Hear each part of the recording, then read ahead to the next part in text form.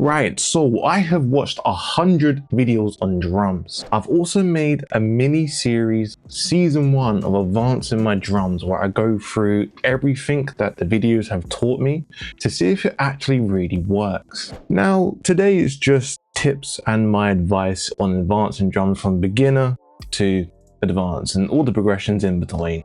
Now I'm going to go through the really obvious tips that everyone will go through and everyone will say on every video.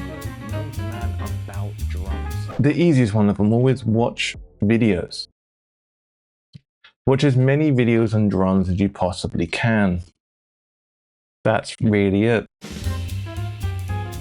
Now I will link some of the videos down below that helped me, but there's a lot of drums out there that don't touch me. Now obviously another obvious one is sound selection. Whether you're making house or you're making hip-hop, grime, fucking drill, anything, you gotta have the right sound selection.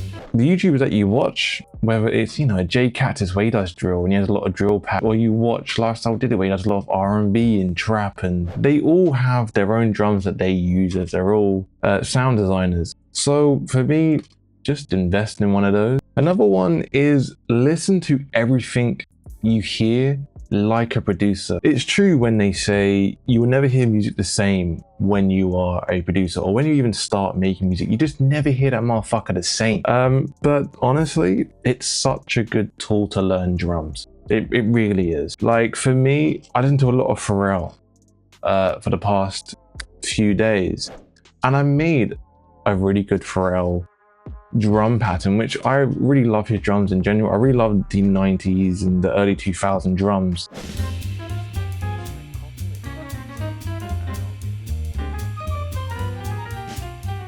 Now referencing number, I don't even know what we're on, number 3, number 4. I don't know, we'll go for the edit and tell anyway, I don't know. But referencing is another key thing. I also done referencing for about 5 days straight. And even off camera, I was referencing and pretty much looking at the waveform and just copying it. As much as I said copying just then for a second, it's more of just laying down a foundation. The more you reference, the more and more you use your muscle memory.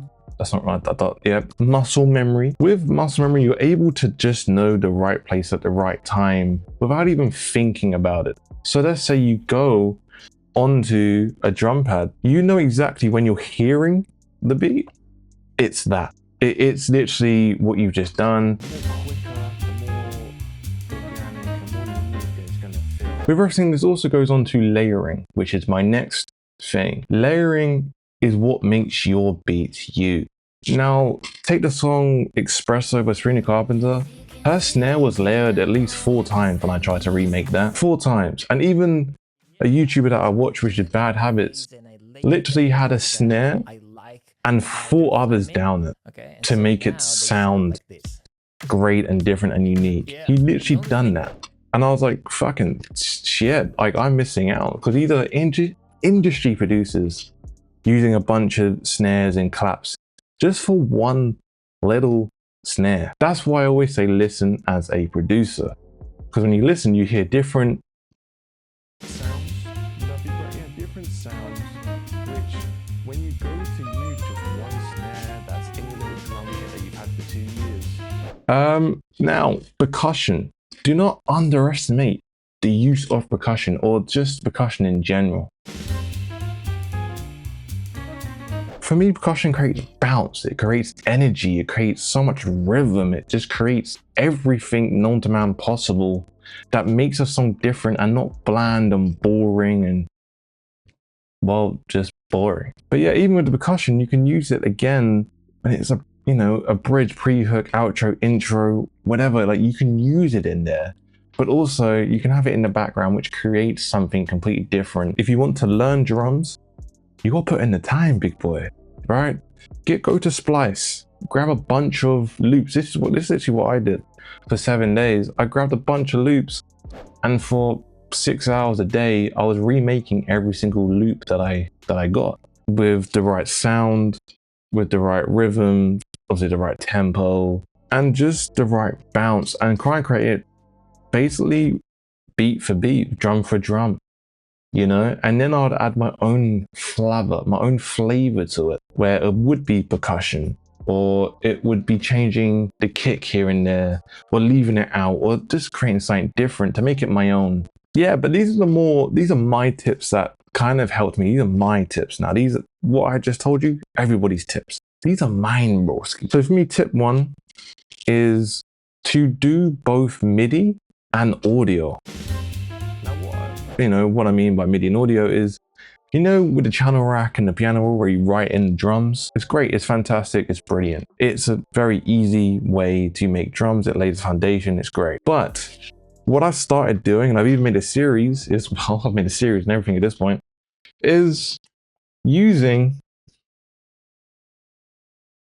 the audio as well. I would, for hi-hats, for example, I would use the keyboard to do that. With audio, this is a great thing with audio. You have a chance to mess up. Now, that might sound stupid. To me, messing up leads to different ideas. It leads to imperfections. It leads to making things human. As humans, you know, we're not ever going to be as good as AI. We're not ever going to be as good as what you can do by just drawing it in. We'll never be as good as that because we just can't.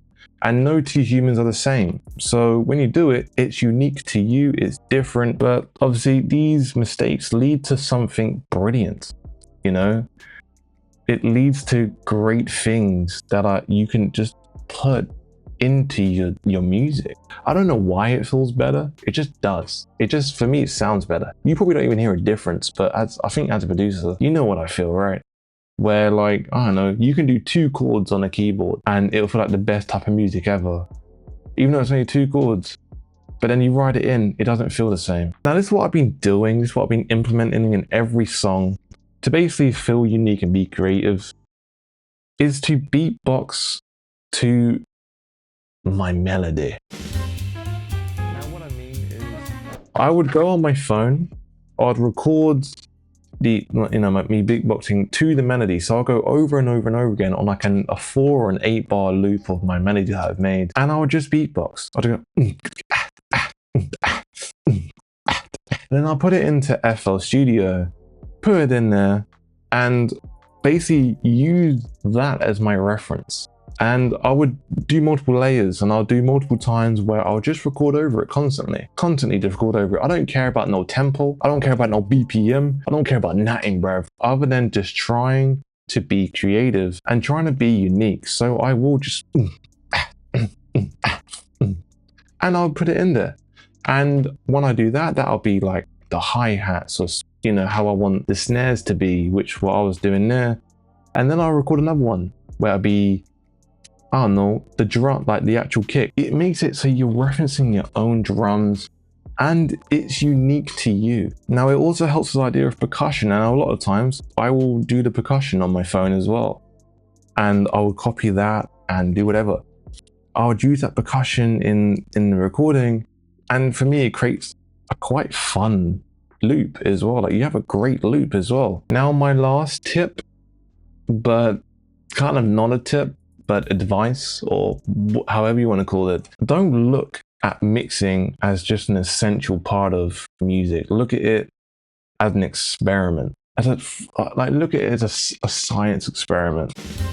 Try and be creative. Try and be, you know, mixing is my way of expressing myself, because I can't play the keys. I can't play drums. I can't play any fucking instrument. With experimenting, it's all on a DAW, and it's all me, and I'm able to do me and be an individual, and look at mixing as being different. But I feel like now, in this day and age, people want to produce music fast. So for me, treating it as an experiment is 10 times better than just treating it as an essential part and being bored. For me, mixing is my favorite part of music. I love it. I experiment all day long. All night I'm doing this. I don't even know what time I started. Bro, I'll be doing it for 10 hours straight. I love it. I love it. These are my tips and advice for anybody that wants to advance their drums, or even just music in general. I wasn't really talking about drums and a lot of the things, a lot of advice, but you know, you can add these to a lot, you know, tip 2, where it's like beatboxing the music or recording your own voice. You can do that with melodies as well. You know, if you have like, let's say, I don't know, you're walking and you've got an idea for like a good guitar chord or whatever, record it on your phone. Honestly, your phone is the best fucking tool in the world. It really is, because you can use it to make music all day long.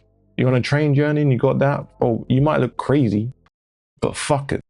Do that, boom, done. If you have more advice to other people starting out, put it in the comments below. Have fun. Don't, you know, if you want to beef me, I don't know. I don't know anymore. If you didn't like this video,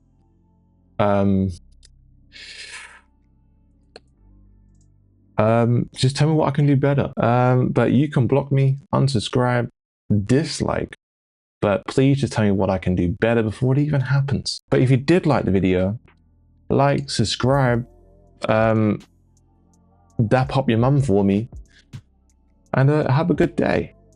I hope you might have learned something today or not. That'd be sad, wouldn't it? Bye.